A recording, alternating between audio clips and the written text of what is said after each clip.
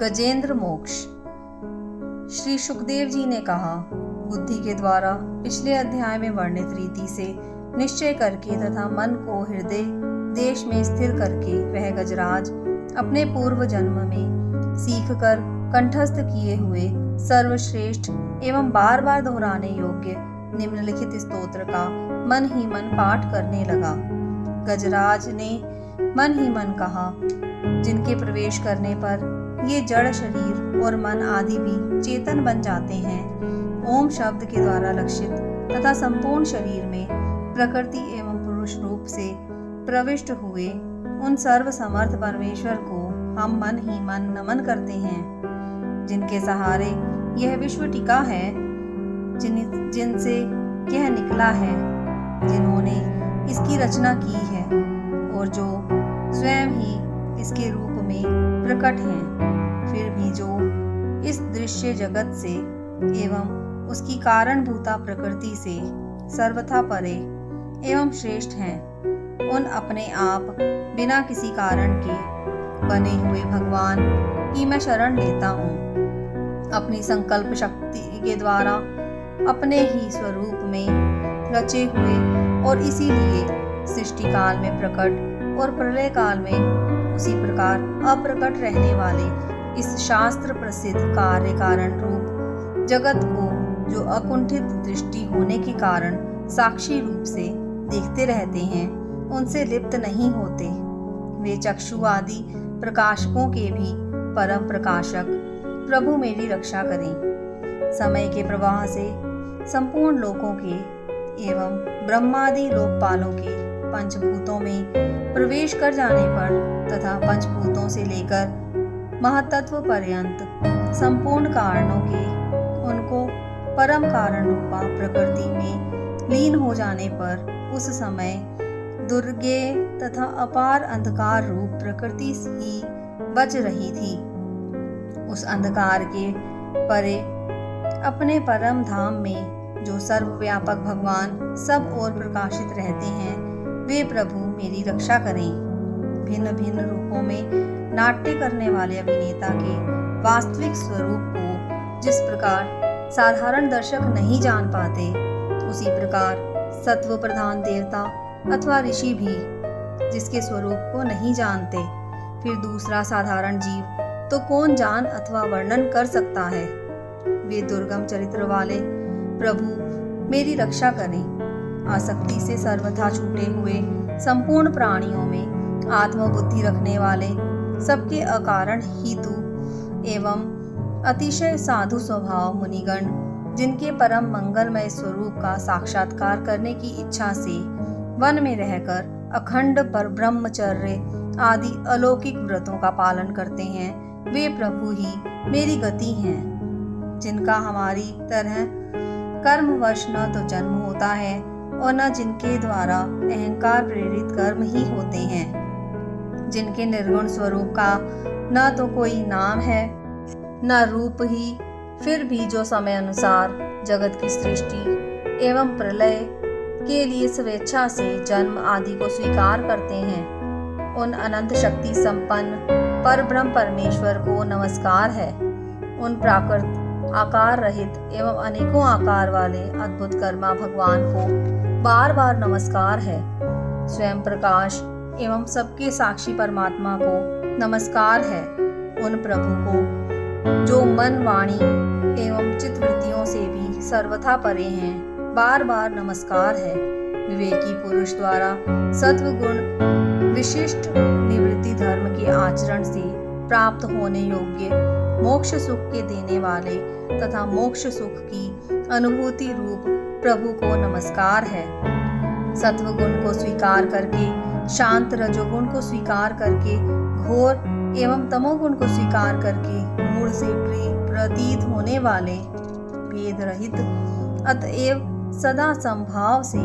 स्थित ज्ञान घन प्रभु को नमस्कार है। शरीर इंद्रिय आदि के समुदाय रूप संपूर्ण पिंडों के ज्ञाता, सबके स्वामी एवं साक्षी रूप आपको नमस्कार है। सबके अंतर्यामी प्रकृति के भी परम कारण किंतु स्वयं कारण रहित प्रभु को नमस्कार है। संपूर्ण इंद्रियों एवं एवं उनके विषयों के ज्ञाता, समस्त प्रतीतियों के कारण रूप, संपूर्ण जड़ प्रपंच एवं सबकी मूलभूता अविद्या के द्वारा सूचित होने वाले तथा संपूर्ण विषयों में अविद्या रूप से भासने वाले आपको नमस्कार है। सबके कारण किंतु स्वयं कारण रहित तथा कारण होने पर भी परिणाम रहित होने के कारण अन्य कारणों से विलक्षण कारण आपको बारंबार नमस्कार है। संपूर्ण वेदों एवं शास्त्रों के परम तात्पर्य, मोक्ष रूप एवं श्रेष्ठ पुरुषों की परम गति भगवान को नमस्कार है। जो त्रिगुण रूप काष्ठों में छिपे हुए ज्ञानमय अग्नि हैं, उक्त गुणों में हलचल होने पर जिनके मन में सृष्टि रचने की बाह्य वृत्ति जागृत हो जाती है तथा आत्म तत्व की भावना के द्वारा विधि निषेध रूप शास्त्र से ऊपर उठे हुए ज्ञानी महात्माओं में जो स्वयं प्रकाशित रहते हैं, उन प्रभु को मैं नमस्कार करता हूँ। मुझ जैसे शरणागत पशु तुल्य जीव की अविद्या फांसी को सदा के लिए पूर्ण रूप से काट देने वाले अत्यधिक दयालु एवं दया करने में कभी आलस्य न करने वाले नित्य मुक्त प्रभु को नमस्कार है। अपने अंश से संपूर्ण जीवों के मन में अंतर्यामी रूप से प्रकट रहने वाले सर्वनियंता अनंत परमात्मा आपको नमस्कार है। शरीर, पुत्र, मित्र, घर, संपत्ति एवं कुटुंबियों में आसक्त लोगों के द्वारा कठिनता से प्राप्त होने वाले तथा मुक्त पुरुषों के द्वारा अपने हृदय में निरंतर चिंतित ज्ञान स्वरूप सर्वसमर्थ भगवान को नमस्कार है। जिन्हें धर्म, अभिलषित भोग, धन एवं मोक्ष की कामना से भजने वाले लोग अपनी मनचाही गति पा लेते हैं, अपितु जो उन्हें अन्य प्रकार के अयाचित भोग एवं अविनाशी पार्षद शरीर भी देते हैं, वे अतिशय दयालु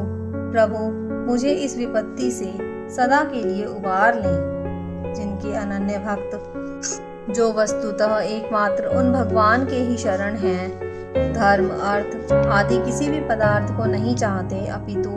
उन्हीं के परम मंगलमय एवं अत्यंत विलक्षण चरित्रों का गान करते हुए आनंद के समुद्र में गोते लगाते रहते हैं, उन अविनाशी, सर्वव्यापक, सर्वश्रेष्ठ ब्रह्मादि के भी नियामक अभक्तों के लिए अप्रकट होने पर भी भक्ति योग द्वारा प्राप्त करने योग्य, अत्यंत निकट होने पर भी माया के आवरण के कारण अत्यंत दूर प्रतीत होने वाले इंद्रियों के द्वारा अगम्य तथा अत्यंत दुर्विज्ञ अंतर रहित किंतु सबके आदि कारण एवं सब ओर से परिपूर्ण उन भगवान की मैं स्तुति करता हूँ। ब्रह्मादि समस्त देवता, चारों वेद तथा संपूर्ण चराचर जीव नाम और आकृति के भेद से जिनके अत्यंत क्षुद्र अंश के द्वारा रचे गए हैं, जिस प्रकार प्रज्वलित अग्नि से लिपटे तथा सूर्य से किरणें बार बार निकलती हैं और पुनः अपने कारण में लीन हो जाती हैं, उसी प्रकार बुद्धि, मन, इंद्रियां और नाना योनियों के शरीर, यह गुणमय प्रपंच जिन स्वयं प्रकाश परमात्मा से प्रकट होता है और पुनः उन्हीं में लीन हो जाता है, वे भगवान वास्तव में न तो देवता हैं, न असुर, न मनुष्य हैं, न तिर्यक योनि के प्राणी हैं, न वे स्त्री हैं, न पुरुष और न नपुंसक ही हैं, न वे ऐसे कोई जीव हैं जिनका इन तीनों ही श्रेणियों में समावेश न हो सके, न वे गुण हैं, न कर्म, न कार्य हैं, न तो कारण ही। सबका निषेध हो जाने पर जो कुछ बच रहता है वही उनका स्वरूप है और वे ही सब कुछ हैं। ऐसे भगवान मेरे उद्धार के लिए आविर्भूत हों। मैं इस ग्रह के चंगुल से छूटकर जीवित रहना नहीं चाहता, क्योंकि भीतर और बाहर सब ओर से अज्ञान के द्वारा ढके हुए इस हाथी के शरीर से मुझे क्या लेना है। मैं तो आत्मा के प्रकाश को ढक देने वाले उस अज्ञान की निवृत्ति चाहता हूँ, जिसका काल क्रम से अपने आप नाश नहीं होता, अपितु भगवान की दया से अथवा ज्ञान के उदय से होता है। इस प्रकार मोक्ष का अभिलाषी मैं विश्व के रचयिता स्वयं विश्व के रूप में प्रकट तथा विश्व से सर्वथा परे विश्व को खिलौना बनाकर खेलने वाले विश्व में आत्मा रूप से व्याप्त अजन्मा सर्वव्यापक एवं प्राप्तव्य वस्तुओं में सर्वश्रेष्ठ श्री भगवान को केवल प्रणाम ही करता हूँ। उनकी शरण में हूँ जिन्होंने भगवत भक्ति रूप योग के द्वारा कर्मों को जला डाला है। वे योगी लोग उसी योग के द्वारा शुद्ध किए हुए अपने हृदय में जिन्हें प्रकट हुआ देखते हैं, उन योगेश्वर भगवान को मैं नमस्कार करता हूँ, जिनकी त्रिगुणात्मक शक्तियों का राग रूप वेग असह्य है, जो संपूर्ण इंद्रियों के विषय रूप में प्रतीत हो रहे हैं, तथापि जिनकी इंद्रियां विषयों में ही रची बची रहती हैं। ऐसे लोगों को जिनका मार्ग भी मिलना असंभव है, उन शरणागत रक्षक एवं अपार शक्तिशाली आपको बार बार नमस्कार है। जिनकी अविद्या नामक शक्ति के कार्य रूप अहंकार से ढके हुए अपने स्वरूप को यह जीव जान नहीं पाता,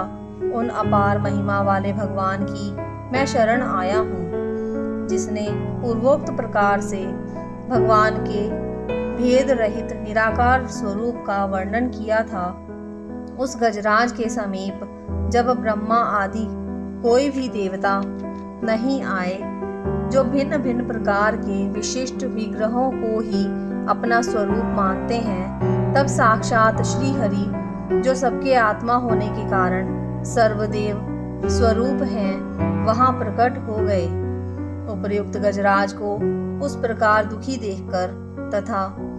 उसके द्वारा पढ़ी हुई स्तुति को सुनकर सुदर्शन चक्रधारी जगदाधार भगवान इच्छानुरूप वेग वाले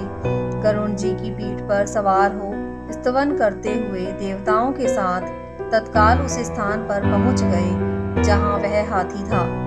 सरोवर के भीतर महाबली ग्राह के द्वारा पकड़े जाकर दुखी हुए उस हाथी ने आकाश में गरुड़ की पीठ पर चक्र को उठाए हुए भगवान श्री हरि को देखकर अपनी सूंड को, जिसमें उसने पूजा करने के लिए कमल का एक फूल ले रखा था, ऊपर उठाया और बड़ी ही कठिनता से सर्व पूज्य भगवान नारायण आपको प्रणाम है यह वाक्य कहा। उसे पीड़ित देखकर अजन्मा श्री हरि एकाएक गरुड़ को छोड़कर नीचे झील पर उतर आए। वे दया से प्रेरित हो ग्राह सहित उस गजराज को तत्काल झील से बाहर निकाल लाए और देवताओं के देखते देखते चक्र से उस ग्राह का मुंह चीर कर उसके चंगुल से हाथी को उबार लिया।